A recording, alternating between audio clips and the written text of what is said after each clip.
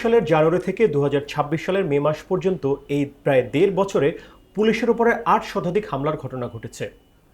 এসব হামলার ঘটনা আগের ঘটনার চেয়ে অনেকটাই ব্যতিক্রম। কিন্তু এ ধরনের ঘটনা কেন ঘটছে? দর্শক, আজ আমরা এই বিষয় নিয়ে কথা বলবো। আপনাদের সঙ্গে রয়েছি আমি মেহেদী হাসান। আমাদের সঙ্গে আলোচনায় যোগ দিয়েছেন প্রথম আলোর নিজস্ব প্রতিবেদক মাহমুদুল হাসান। আপনাকে স্বাগত। আপনাকে ধন্যবাদ। আপনি তো আইন শৃঙ্খলা পরিস্থিতি নিয়ে প্রতিবেদন করেন, আজকেও আপনার একটি প্রতিবেদন গিয়েছে পুলিশের উপরে হামলা হচ্ছে, হামলার ধরনগুলো নিয়ে।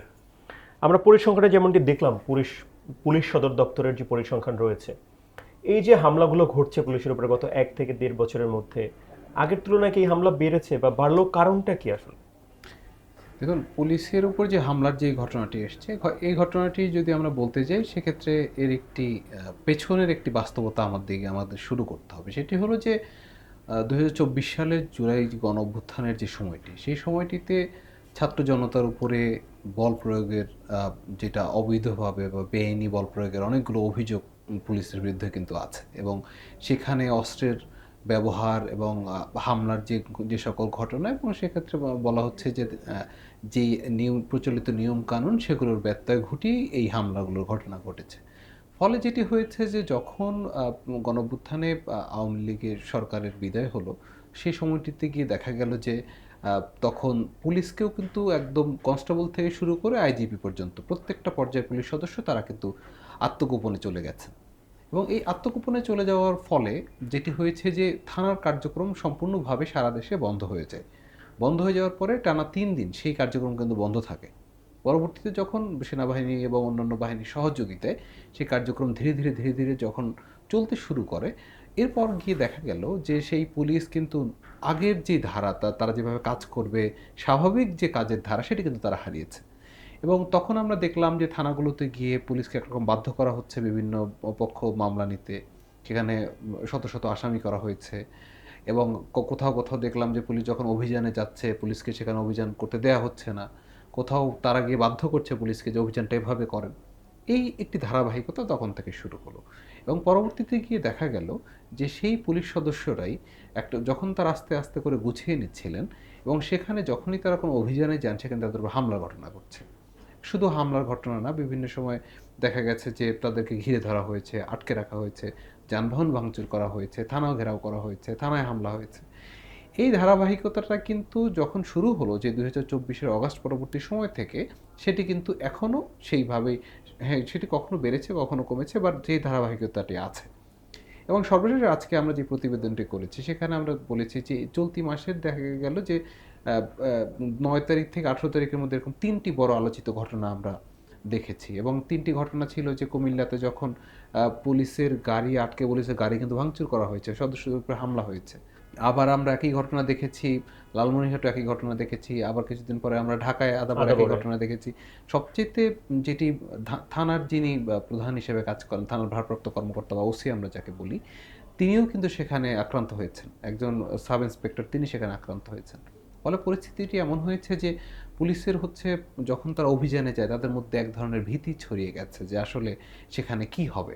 এবং এই ভীতির থেকে যেটি হয়েছে যে যখন আমি আইন শৃঙ্খলা রক্ষার যে কাজটি, যখন আমার আইন প্রয়োগের জায়গাটি, যখন অপরাধীদের গ্রেপ্তার করা, অপরাধ বিরোধী অভিযান পরিচালনা করা, সেটি যখন আমি করতে পারবো না, সেটার একটা প্রভাব কিন্তু আইন শৃঙ্খলার উপরেও গিয়ে পড়ে। এবং সেই কারণে দেখা গেছে যে একের পর এক হামলার ঘটনাগুলো থেকে এমন একটি পরিবেশ তৈরি হয়েছে, এবং পুলিশের মধ্যে, পুলিশ কিন্তু যেহেতু আগে বল প্রয়োগের অভিযোগ বারবার পুলিশের উপরে এসছে, এবং পুলিশ আমরা দেখছি যে আগের মতো যেখানে তাদের গুলি করার মতো পরিস্থিতি তৈরি হয়েছে, তারা সেখানেও গুলি করতে সাহস পাচ্ছে না, নীরব থাকছে, কোথাও চলে আসছে, বা যেখানে বড় ধরনের ঝুঁকি তৈরি হয়েছে তারা সেখানে যাচ্ছে না। এর ফলে সামগ্রিকভাবে একটি অস্থির একটা অবস্থা, বা যদি আমরা বলি যে স্বাভাবিক যে কার্যক্রম, সেটি কিন্তু করা যাচ্ছে না। আমরা যদি পরিসংখ্যান দেখি যে 2025 থেকে 26 পর্যন্ত হামলার ঘটনা আমরা দেখলাম, তো 2021 থেকে 24 পর্যন্ত কিংবা 25 সালের আগে, জানুয়ারির আগে, বিশেষ করে 2021 থেকে 24 পর্যন্ত যে সময়টা, এই সময় আমরা দেখতে পাচ্ছি যে পুলিশের উপর হামলার ঘটনা ঘটেছিল, বাট সেই পরিসংখ্যানটা কি রয়েছে, সেখানে কি বলা আছে? দেখুন, আমরা যেটি 2021 থেকে বর্তমান সময় পর্যন্ত যেটি দেখেছি, যে বছরে গড়ে এরকম 600-র মতো হামলার ঘটনা ঘটে। এবং যেটি হয় যে এই হামলার কতগুলো ধরন আছে। যেমন এই হামলার ঘটনাগুলো যখন আমরা বিশ্লেষণ করেছি, সেখানে দেখা গেল যে কিছু হামলার ঘটনা এমন আছে যে সেখানে পুলিশ গেল, হয়তো রাতের আধারে যাচ্ছে, সেখানে হয়তো তাদের গাড়িতে ঢিল ছোড়া হয়েছে, অথবা হচ্ছে কোনো প্রতিবন্ধকতা তৈরি করা হয়েছে, বা দূর থেকে মারা হয়েছে, এরকম কিছু ঘটনা আছে। কিন্তু ঘটনা হলো যে বর্তমানে যে সংখ্যার হিসাবে যদি আমি বলি অনেক বেড়েছে তা নয়, তবে যেটি হয়েছে যে আগের যেই প্রবণতাটি ছিল সেটি থেকে বর্তমান ধরনটি কিছুটা আলাদা একটি ধরন আমরা দেখতে পাচ্ছি। সেটি দেখা দেখা যাচ্ছে কয়েকটি জায়গাতে। একটি হলো যে আগে যে হামলাগুলোর মধ্যে এক ধরনের লুকোচুরি, একটু ভয় ছিল। অগোচরে। হ্যাঁ, একটু অগোচরে করা সেটি ছিল। আর এখন দেখা গেছে যে পুলিশের উপর হামলা করছে, সেটি তারা ভিডিও করছে, সেটি ছড়িয়ে দিচ্ছে, এবং কোথাও গিয়ে তাদেরকে মানে আক্রমণ, কোথাও কোপানো হচ্ছে, গুলি করা হচ্ছে। এবং আপনি এই যে একটি পরিবেশ যেটি তৈরি হয়েছে, তো সে কারণে আসলে মূলত ভয়ের পরিবেশটি সেখানেই তৈরি হয়েছে। এবং কারণ হচ্ছে যে যদি পুলিশের অপরাধীদের মধ্যে আইনশৃঙ্খলা রক্ষাকারী বাহিনীর সদস্যদের ব্যাপারে ভীতি কাজ না করে, আপনি দেখবেন একটি হলো যে জনগণের সঙ্গে সহযোগিতাপূর্ণ সম্পর্ক একটি, আরেকটি হচ্ছে যে অপরাধীদের জন্য তারা ভয় পরিবেশ তৈরি করতে পারছেন কিনা সেটি একটি জরুরি বিষয়। তো এই দুটি জায়গায় গিয়ে দেখা গেল যে তখন এই ভীতির জায়গাটি কিন্তু কমে যাচ্ছে, এবং বর্তমান যে অপরাধের ধরনগুলো, এখানে এই জায়গাটিতে এই ঘটনাগুলো আলাদা। শুধুই কি পুলিশের উপরে এ ধরনের হামলার ঘটনা ঘটছে? অন্যান্য যারা আইন শৃঙ্খলা বাহিনী, যারা আইন শৃঙ্খলার দায়িত্বে নিয়োজিত থাকে বিভিন্ন জায়গায়, তাদের ক্ষেত্রেও এই ধরনের ঘটনা ঘটেছে এরকমের অতীত ইতিহাস বা সাম্প্রতিক এটি ইতিহাস? একটু গুরুত্বপূর্ণ জায়গা আপনি বলেছেন যে আসলে হামলাগুলো কিন্তু দেখা গেছে যে অপরাধীদের ধরার সঙ্গে যারাই সংশ্লিষ্ট আছেন প্রত্যেকের উপরেই কিন্তু আমরা হামলা ঘটনা দেখেছি। আপনি 2024 সালের অভ্যুত্থান পরবর্তী সময়ে কিন্তু আমরা দেখলাম যে একজন সেনাবাহিনীর লেফটেন্যান্ট তিনি হচ্ছে যে এরকম অপরাধীদের হামলায় তিনি নিহত হলেন। ডাকাত ধরতে হ্যাঁ, গিয়ে। ডাকাত ধরতে গিয়ে তিনি নিহত হলেন। আবার এই চলতি বছরে আমরা দেখলাম যে জঙ্গল সলিমপুরে র্যাবের একজন সদস্য তিনি কিন্তু নিহত হয়েছেন। এবং আমি সর্বশেষে আমরা খুলনাতে গেলাম। খুলনাতে গিয়ে সেখানে আমরা দেখেছি মাদকদ্রব্য নিয়ন্ত্রণ অধিদপ্তরের কর্মকর্তারা, তারা যখন একটি মাদক বিরোধী অভিযানে গেলেন, সেখানে তাদের উপরে হামলার ঘটনা ঘটেছে।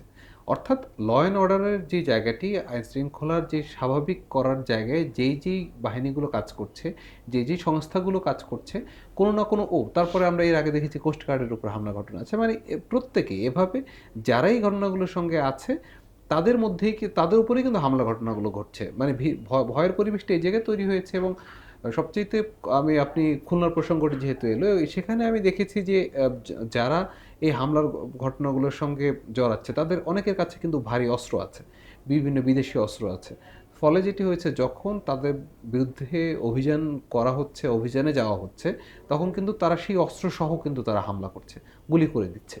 এই কারণে যেহেতু পুলিশের মধ্যে বা আইনশৃঙ্খলা রক্ষাকারী বাহিনীর মধ্যে আগের এক ধরনের ট্রমা রয়ে গেছে, যে আমরা যদি এখন নতুন করে আমরা যদি শক্ত অবস্থানে যাই, সেক্ষেত্রে যদি কোথাও গুলি হয়ে যায় এবং গুলিতে যদি কেউ নিহত হয়, তো সেক্ষেত্রে কি হবে?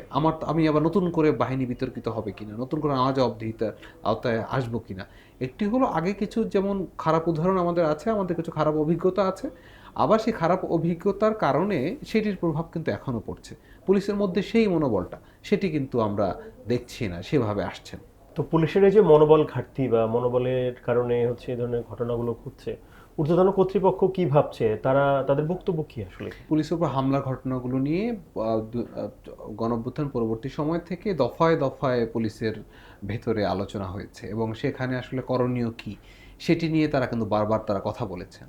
এবং সর্বশেষ একটি সিদ্ধান্ত হলো পুলিশ সদর দপ্তরের এরকম যে যখনই এই ধরনের কোনো হামলার ঘটনা ঘটবে, এই প্রথমত কথা হচ্ছে আক্রান্ত না হওয়া, এবং যেখানেই যায় যেন সেই প্রস্তুতি নিয়েই যাওয়া হয়, এলাকা বুঝে, অপরাধের ধরন বুঝে। যে এলাকাটি একটু বেশি অপরাধপ্রবণ জায়গা, বা যেখানে একটু অপরাধীরা অনেকটা দুর্ধর্ষ, সেসব জায়গাতে একটু অতিরিক্ত ফোর্স নিয়ে যাওয়া, অতিরিক্ত জনবল নিয়ে যাওয়া, সেটি একটি দিক। একটু আরও বেশি ইকুইপড হয়ে যাওয়া, সেটি একটি দিক আছে। আরেকটি হলো যে যদি কখনো সেখানে যেন আক্রান্ত না হয়, এই নির্দেশনাগুলো সেজন্য দেওয়া হয়েছে। আরেকটি জায়গা হলো যে সবসময় আসলে বলা যায় না, দেখা গেল একটা জায়গায় অভিযানে গেল, সেখানে একটি বড় দুর্ঘটনার সম্মুখীন তারা হলো, হামলার সম্মুখীন হলো।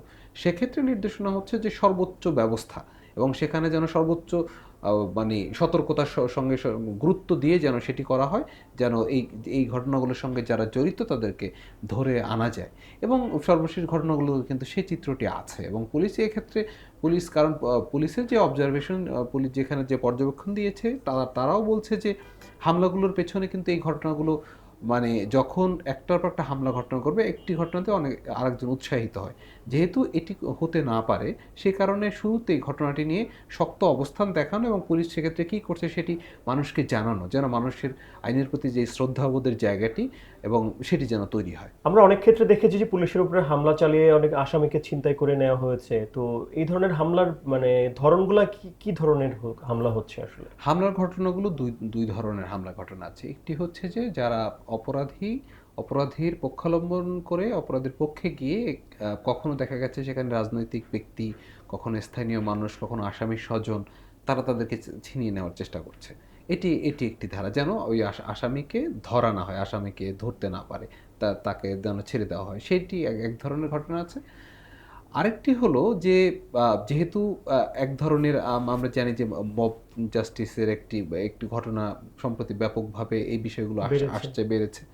তো সেই জায়গা থেকে দেখা গেছে যে অপরাধী বিভিন্ন, যেমন লালমনিরহাটে যে ঘটনা, একটি শিশুর বস্তাবন্দি লাশ সেখানে উদ্ধার হয়েছে, এবং উদ্ধার হওয়ার পরে স্থানীয় জনতা, যে দুজন অভিযুক্ত তারা নিয়ে তাদের কথা হচ্ছে যে আমরা এই বিচারটি আমরা করব এবং আমরা তাদের বিচার নিজেদের হাতে তুলে নেওয়া, এবং তারা কিন্তু সেই জন্য কিন্তু তারা সেই হামলাটি করেছে, এবং সেই হামলায় কিন্তু সেখানে আইন শৃঙ্খলা রক্ষাকারী বাহিনীর ঊর্ধ্বতন কর্মকর্তারা গিয়েছেন এবং জেলা প্রশাসনের কর্মকর্তা গিয়েছে, এবং 30 থেকে 35 জন কিন্তু সেখানে আহত হয়েছেন, এবং সেখানে 6টি গাড়ি ভাঙচুর করা হয়েছে। তো পরিস্থিতিটি হচ্ছে এইরকম। একটি হলো যে যখন স্বাভাবিক অপরাধীদের হামলা এবং মানুষ যখন বিচারের প্রতি এক ধরনের আস্থাহীনতা মানুষের মধ্যে তৈরি হয়েছে, ফলে মানুষ মনে করছে যে বিচারটি আমরাই করব, এবং সে কারণে তারা গিয়েছে। কিন্তু ভয়ের জায়গাটি হলো যে যখন এ ধরনের কোনো হামলার ঘটনা ঘটে এবং যখন মানুষ আইন নিজেদের হাতে তুলে নিতে চায়, বিচার যখন নিজেদের হাতে তুলে নিতে চায়, তখন কিন্তু যে আমাদের স্বাভাবিক যে বিচারিক যে কাঠামো, সেই কাঠামো কিন্তু ক্ষতিগ্রস্ত হয়। এবং মানুষের যখন এই জায়গাটির প্রতি এক ধরনের আস্থাহীনতা তৈরি হয়, এবং সেই আস্থাহীনতা থেকে কিন্তু মানুষ তখন হয়তো তিনি আজকে যাকে নিয়ে যাচ্ছেন তিনি হয়তো অপরাধী, কিন্তু একজন কখনো এমনও হতে পারে যে নিরপরাধ ব্যক্তির সঙ্গেও তিনি মবের শিকার হলেন, তিনি একটি গুজব থেকে মবের শিকার হলেন। অতীতে যে ঘটনাগুলো আমরা দেখেছি, গণপিটুনির শিকার হয়ে নিরীহ মানুষ মারা গেছেন, এভাবে যখন মবের শিকার হয়ে এভাবে তারা মারা গেছেন। ফলে একটি হচ্ছে যে আইনের যে শাসনটি সেটি নিশ্চিত করা, এবং যেই মানুষগুলো এই ঘটনার সঙ্গে যারা অপরাধ করবেন তাদেরকে দ্রুত বিচারের আওতায় নিয়ে আসা এবং তাদের বিরুদ্ধে সঠিক ব্যবস্থাটি নিতে পারা, সেটি খুব জরুরি। সেটি হলে কিন্তু এই যে আপনি যে অবস্থাটি বললেন যে আসামি ছিনতাইয়ের ঘটনা, সেক্ষেত্রে যে যারা অপরাধী তাদের বিষয়টি আলাদা, কিন্তু মানুষ যখন বিচার হাতে তুলে নিতে চায়, সেই প্রবণতাটা কিন্তু সেক্ষেত্রে কমিয়ে আনা বা বন্ধ করা সম্ভব। আপনাকে অসংখ্য ধন্যবাদ। দর্শক, কথা বলছিলাম আইন শৃঙ্খলা রক্ষাকারী বাহিনী অর্থাৎ পুলিশ সদস্যদের উপরে হামলার ঘটনা নিয়ে। আগামীকাল নতুন কোনো বিষয় নিয়ে আপনাদের সামনে হাজির হব। ততক্ষণ ভালো থাকুন, সুস্থ থাকুন, প্রথম আলোর সঙ্গেই থাকুন।